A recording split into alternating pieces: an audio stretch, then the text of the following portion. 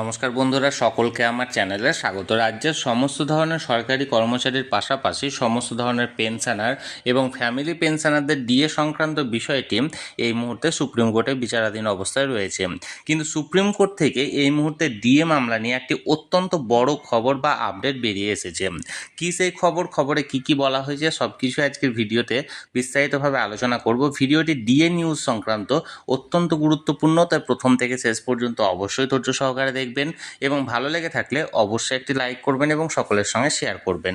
আর সেই সাথে এই চ্যানেলে যদি প্রথমবার হয়ে থাকেন এই রকমের ইনফরমেটিভ ভিডিও আরও দেখার জন্য যারা এখনও পর্যন্ত চ্যানেলটিকে সাবস্ক্রাইব করেননি তারা অবশ্যই চ্যানেলটিকে সাবস্ক্রাইব করে নিতে ভুলবেন না। তাহলে চলুন আমরা বিস্তারিত জেনে নিই। দেখুন, এই মুহূর্তে আমরা সরাসরি সুপ্রিম কোর্টের ওয়েবসাইটে আছি। এখানে দেখুন ডায়েরি নাম্বার দেওয়া হচ্ছে 3529222022, অর্থাৎ 35,292, যেটা 2022 সালে ফাইল করা হয়েছিল। The State of West Bengal versus Confederation of State Government Employees West Bengal. এখানে Confederation of State Government Employees West বেঙ্গলের নাম থাকলেও আরও দুটি সরকারি কর্মী সংগঠন আছে, যেমন সরকারি কর্মচারী পরিষদ এবং ইউনিটি ফোরাম, এবং এর পাশাপাশি সংগ্রামী যৌথ মঞ্চ কিন্তু যুক্ত আছে। এবার এখানে দেখুন ডায়েরি নাম্বারটা ফাইল হয়েছিল কবে, 23 নভেম্বর 2022।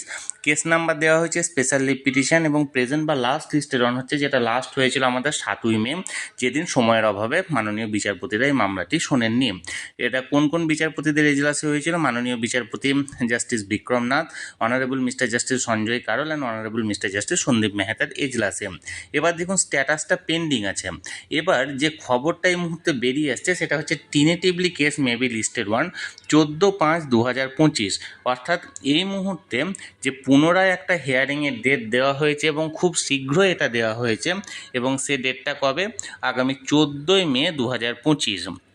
অর্থাৎ এর আগে মোটামুটি আমরা প্রতিবারই দেখেছি, যতবারই মোটামুটি এই মামলার শুনানি হয়েছে কয়েক মাস পিছিয়ে ডেটটা দেওয়া হয়েছে, কিন্তু লাস্ট 2-3টে হিয়ারিং থেকে আমরা লক্ষ্য করছি যে মোটামুটি 7 দিন অন্তর বা 7 থেকে 10 দিনের মাঝামাঝি এই সময়গুলোতেই কিন্তু নতুনভাবে ডিএ কেসের শুনানির জন্য ডেট দেওয়া হচ্ছে। অর্থাৎ 7ই মে এই শুনানিটা লাস্ট হয়েছিল এবং এর পরবর্তী ডেট দেওয়া হয়েছে 14 মে 2025, অর্থাৎ গ্রীষ্মাবকাশের আগে।